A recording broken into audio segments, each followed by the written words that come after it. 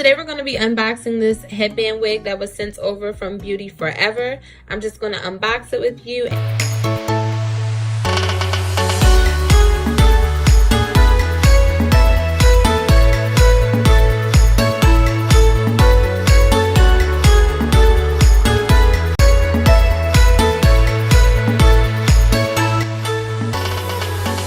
Very pretty. I did not wash it because I did not want to interrupt this pretty wave pattern they have going here, so I just used some dry shampoo on her. I used this Dove shampoo on her, and then I very calmly and gently brushed it through with my fingers.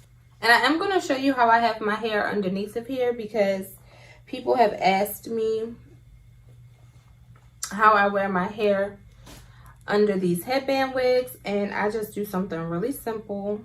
This is how I wear my hair underneath my headband wigs. I just have two ponytails kind of going crisscross, and then I bobby pin them.